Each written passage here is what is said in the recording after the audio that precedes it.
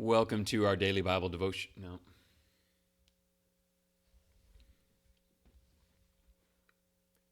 Welcome to our Daily Bible Devotional as we begin in the book of Ephesians. Chapter 1.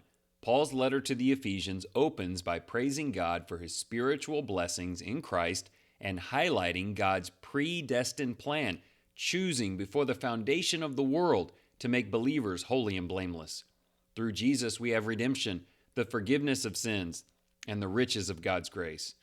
Paul emphasizes that God's purpose is to unite all things in Christ, both in heaven and on earth.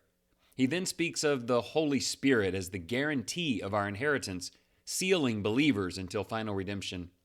Paul prays that the Ephesians grow in wisdom and knowledge of God, understanding the hope of their calling and the immeasurable power at work in them.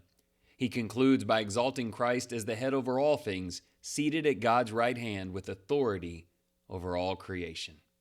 This is an incredible opening chapter. Our identity in Christ gives us confidence and purpose, reminding us that we are chosen, redeemed, and sealed with the Holy Spirit. Knowing that salvation comes by God's grace should lead us to live with gratitude and trust in His plan. This passage challenges us to seek deeper wisdom and understanding, growing in faith, and relying on His power. As Christ reigns with authority over all things, we are called to submit to Him, trusting that He is in control. Instead of living in fear or uncertainty, we should embrace the hope and inheritance we have in Him. Our response should be one of worship, obedience, and a commitment to living out His purpose as His church, the body of Christ. Here are 3 questions to help us dig in on that a little bit. Number 1, what does it mean to say that God, quote, chose us in Him before the foundation of the world? What part does your faith play in that process? How does this predestined business work, opening the door for all who would see Him and obey? Question 2, the Holy Spirit has sealed believers and is a pledge of our inheritance. What does that mean to you, and how does it help your confidence? I said mean to you because it is pretty challenging to understand, but it has to mean something. And if we believe that He is with us, then there should be some result. Question 3, Christians must continue to grow in their knowledge of Jesus Christ.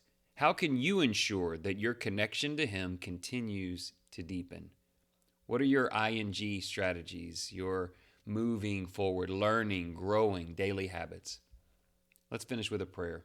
Great Father, we pray that the eyes of our hearts may be enlightened, so that we will know what is the hope of your calling, what are the riches of the glory of your inheritance in the saints, and what is the surpassing greatness of Christ's power towards us who believe.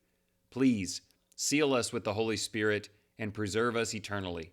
Redeem us from sin and help us understand our fellowship as Christ's body. Lead us to honor Him as our head and to function as one, unified in the effort to carry out His good work in this world. Let's do that today. Let's do it together. And thank you for your attention.